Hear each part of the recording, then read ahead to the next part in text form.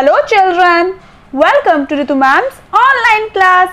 बच्चों, आज हम आपकी कक्षा चौथी की परिवेश अध्ययन की पाठ्य पुस्तक झरोखा के पाठ 3 मस्ती की रेल मेरे ये खेल का दूसरा भाग करेंगे। देखो बच्चों, हमने पेज नंबर 24 पर यहाँ तक कर लिया था। अब बताओ कि ये दोनों प्रश्नों के उत्तर हमने कर लिए थे। इसके बाद हम पढ़ेंगे खो खो का खेल। देखो बच्चों, खो खो का खेल तो आपने खेला ही होगा, है ना? अच्छा लगता है सभी को? कैसे खेलते हैं खो खो का खेल? टीम बनाकर खेलते हैं। तो बच्चों, अब मुझे यह बताओ कि जब आप खो खो का खेल खेलते हैं तो क्या आप खो खो के खेल के सभी नियमों का पालन करते हैं? करते हो? Very good. तो आपको पता भी होगा खो खो के खेल के क्या क्या नियम हैं। आज यहाँ हम खो खो के खेल के नियमों के बारे में ही जानने वाले हैं। देखो, हम जिस विद्यालय की बात कर रहे थे उस विद्यालय में आज क्या होना है? आज खो खो का खेल चौथी कक्षा की लड़कियों के बीच होना है। सभी बच्चे खेल देखने के लिए मैदान में इकट्ठे हुए। राजीव सर ने खेल के नियम बताए। अब क्या क्या नियम बताए? देखो बच्चों, ध्यान से सुनना सभी नियम। आप भी तो खेलते हैं ना खो खो का खेल।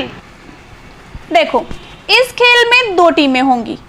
प्रत्येक टीम में 9 खिलाड़ी होंगे। मैदान में एक सीधी लाइन खींचेंगे। एक टीम की 8 लड़कियां इस लाइन पर थोड़ी थोड़ी दूरी पर आपस में विपरीत दिशा में मुंह करके बैठेंगी। दूसरी टीम की एक लड़की बैठी हुई लड़कियों के बीच में से होकर भागेगी और पहली टीम की एक लड़की इस लड़की को छूने की कोशिश करेगी ताकि यह आउट हो सके। अब वह अपनी सहायता के लिए बैठी हुई लड़कियों में से एक को पीछे से पीठ पर खो दे सकती है। अब आगे, दूसरी टीम की लड़की छू लिए जाने के बाद आउट मानी जाएगी और निर्धारित समय पूरा होने पर यही प्रक्रिया दूसरी टीम के लिए दोहराई जाएगी। अंत में जिस टीम के कम खिलाड़ी आउट होंगे वह टीम विजेता घोषित की जाएगी। अच्छा बच्चों, देखो, हमने यहाँ पर नियम पढ़े हैं कुछ। मुझे यह बताओ कि क्या आप इन सभी नियमों का पालन करते हो खेलते वक्त? कुछ कुछ तो नहीं करते होंगे। जैसे देखो, ये वाला, प्रत्येक टीम में 9 खिलाड़ी होंगे। तो बच्चों, क्या आप इस वाले नियम का पालन करते हो? नहीं करते होंगे, है ना? जब कम बच्चे होंगे तो आप उन कम बच्चों में भी अपनी टीम बना लेते हैं। सही कह रही हूं ना मैं? हम भी ऐसे ही खेलते थे। जरूरी नहीं कि दोनों टीमों में 9 खिलाड़ी हो। जितने हम बच्चे होते थे ना, हम उतने ही बच्चों को टीमों में बांट लेते थे और आपस में खेल लेते थे। पर बेटा, जो ये स्टैंडर्ड खेल होता है ना, तो उसके नियम के अनुसार खेल में 9 खिलाड़ी होने चाहिए। प्रत्येक टीम में 9 खिलाड़ी होने चाहिए, ठीक है? और इनमें से और भी कोई नियम हो जो आप अपने खेल में नहीं अपनाते, वह भी मुझे बताना कमेंट बॉक्स में लिखकर, ठीक है? चलो आगे हम करते हैं सोचो और कॉपी में लिखो। इसमें देखो बेटा, प्रश्न दिए हुए हैं। अच्छा, यह बताओ कि तुम कौन से खेल खेलते हो? आपको बताना है कि आप कौन कौन से खेल खेलते हो। जो जो आप खेल खेलते हो वह आपको लिखने हैं। जैसे खो खो, पकड़म पकड़ाई, रस्सी कूद, यही सब खेलते हैं ना आप सब? देखो, मैंने यहाँ कुछ खेलों के नाम लिखे हैं। आप भी लिख लेना अपने जो आप खेलते हैं। मैंने कुछ लिखे हैं, देखो इस तरीके से लिखेंगे उत्तर। मैं खो खो, पकड़म पकड़ाई, रस्सी कूद, कबड्डी, बैडमिंटन, छुपम छुपाई आदि खेल खेलता या फिर खेलती हूँ। अगर आप बॉय हो तो आपको लिखना है खेलता, और गर्ल हो तो आपको लिखना है खेलती, ठीक है? अब बच्चों, नेक्स्ट क्वेश्चन है, किसी एक खेल के नियम लिखो। तो आपको किसी खेल के नियम लिखने हैं। देखो, मैंने तो लिखे हैं पिट्ठू के खेल के नियम। देखो, पिट्ठू के खेल के नियम। अब इसमें कितनी टीमें होती हैं? 2 टीमें होंगी, इसमें भी 2 टीमें होंगी। टीम 1 पारी लेगी जिसमें वह बॉल से पिट्ठू टावर तोड़ेगी और बचते हुए इसे दोबारा बनाएगी।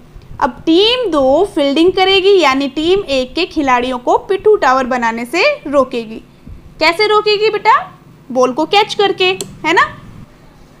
अब खेलते हुए मैदान की आउटर बाउंड्री से बाहर जाने पर फाउल होगा और वह खिलाड़ी टीम से बाहर होगा। यह है पिट्ठू खेल के नियम। अब बच्चों, आउट होना क्या होता है? सभी को पता होगा, आउट होना मतलब खेल से बाहर हो जाना। अब अगला प्रश्न दिया हुआ है कि तुम स्वयं किसी खेल के नियम बनाओ और उन्हें अपनी कॉपी में लिखो। देखो बेटा, पहले तो आपको खुद किसी खेल के नियम बनाने हैं, वो लिखने हैं। मैंने एग्जाम्पल के तौर पर यहाँ आपको बता दिया है, एक खेल के मैंने लिखे हैं, पत्थर परी खेल के। तो देखो, पत्थर परी खेल में क्या होता है? पकड़ने वाला बच्चा जिसे भी हाथ लगाएगा वह उसी वक्त पत्थर बन जाएगा, अर्थात अपनी जगह पर बिना हिले खड़ा हो जाएगा। स्टैचू बोलते हैं ना, स्टैचू बन जाएगा। अब निर्धारित सीमा रेखा को कोई पार नहीं करेगा।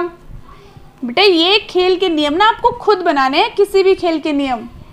कोई भी खेल ले लेना और उस खेल के नियम आपको अपने तरीके से बनाने हैं। आप किसी नए खेल के बारे में भी लिख सकते हो कि आपने कोई नया खेल सोचा है कि हम एक ऐसे खेल खेल सकते हैं, उसके ये नियम होने चाहिए, है ना। तो आप अपनी तरफ से कोई नया खेल भी बना सकते हैं।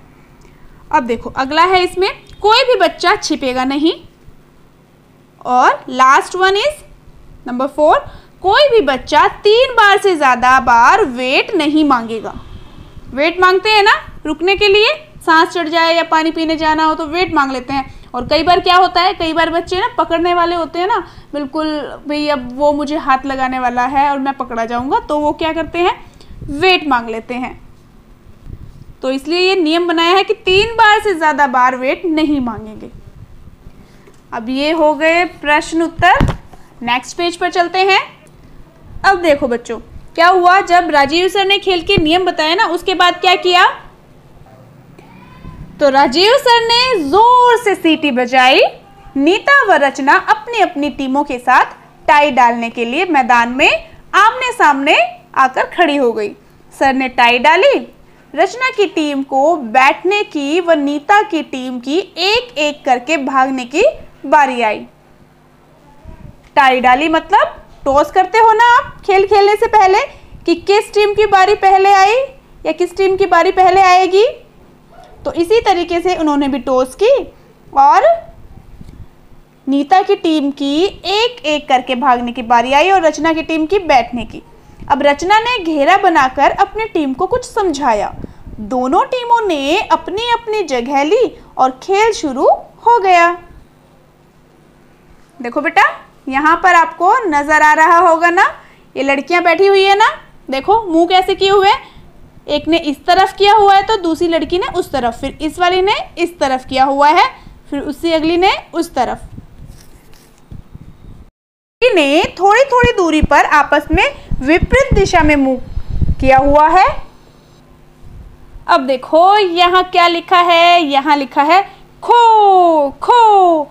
भागने वाली लड़की जोर से चिल्लाई। भागने वाली लड़की मतलब जो पकड़ रही है। अब मैदान में एक के बाद एक खो खो की आवाजें आने लगी। सईदा बड़ी फुर्ती से लड़कियों के बीच में से होती हुई भाग रही थी। कभी कभी वह पकड़ने वाली लड़की कोमल को भ्रमित करने के लिए विपरीत दिशा में भागने लगती थी।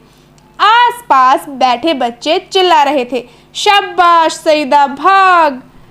सईदा बहुत अच्छा खेल रही थी। अचानक सईदा और कोमल में झगड़ा हो गया।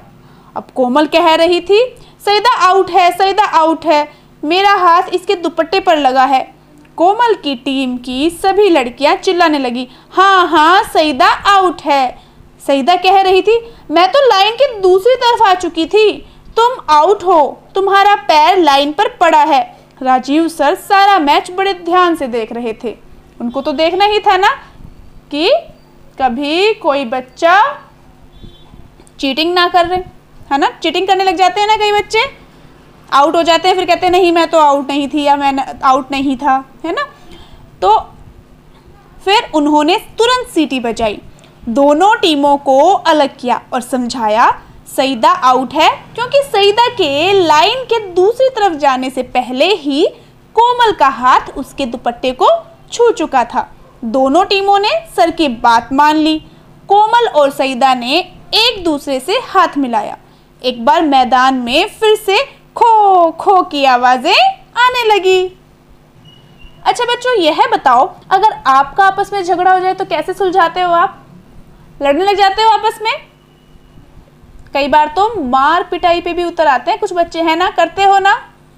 कितना गलत होता है ना ये सब, एक दूसरे से लड़ाई करना, झगड़ा करना। हमें बच्चों लड़ाई नहीं करनी चाहिए। खेल क्या होता है? खेल होता है जो हमारे मन को संतुष्टि देता है, हमारा मन खुश करता है। तो लड़ाई झगड़े से मन ही दुखी हो जाएगा तो फिर खेल कैसा रहा वो? खेल को खेल की भावना से खेलना चाहिए, निष्पक्षता और सकारात्मक सोच के साथ। और कभी लड़ाई झगड़े हो भी जाए ना तो उन्हें निष्पक्षता और सकारात्मक सोच के साथ ही सुलझाना चाहिए। यह नहीं कि अपने फ्रेंड की साइड लेनी है कि नहीं, अगर फ्रेंड आउट है तो भी उसे कहना नहीं ये आउट नहीं है, उसकी साइड लेनी है। पता है कि वो आउट है फिर भी उसकी साइड लेनी है, नहीं। इसी को कहते हैं निष्पक्षता, कि हम किसी की साइड ना ले, जो सही है वही बताए। इसे बच्चों निष्पक्षता कहते हैं। मतलब किसी का पक्ष ना लेना, गलत होने पर भी पक्ष ना लेना, सही का पक्ष लेना, ठीक है। अब बच्चों जैसे खेल के नियम होते हैं ना, ऐसे ही कुछ नियम हमारे काम में भी होते हैं। हम काम के लिए भी कुछ नियम बनाते हैं कि हमें सुबह जल्दी उठना है, इतने बजे उठना है, इतने बजे स्कूल जाना है, ठीक है, इस टाइम हमें यह काम करना है, इस टाइम वह काम करना है, स्कूल से घर आना है, घर आने के बाद हमें 3:30 बजे जैसे हमें काम करने बैठ जाना है, होमवर्क करने। होमवर्क करने के बाद मुझे होमवर्क 4:30 बजे या 5 बजे तक कर लेना है कंप्लीट, और उसके बाद 5 बजे मुझे खेलने जाना है। 5 बजे खेलने जाके 1 घंटा खेलूँगा या खेलूँगी, और फिर 6 बजे मुझे खेलकर वापस आ जाना है। तो बेटा अपनी लाइफ में भी, डेली लाइफ में भी, दैनिक जीवन में भी नियमों का पालन करना पड़ता है। नियम सिर्फ खेल में नहीं होते, नियम हमारे जीवन में भी होते हैं और हमें नियमों का पालन करना भी चाहिए अपने जीवन को सुचारू रूप से चलाने के लिए। तो देखो बच्चों, हमने पेज नंबर 25 तक पढ़ लिया है। तो बच्चों इस पेज पर जो हमने पढ़ा उससे हमने क्या सीखा? मैंने अभी बताया आपको। हमने सीखा कि हमें अपने कार्य भी नियमानुसार करने चाहिए, ठीक है। और आज के लिए बच्चों इतना ही। इसका आगे का अभ्यास नेक्स्ट क्लास में करेंगे।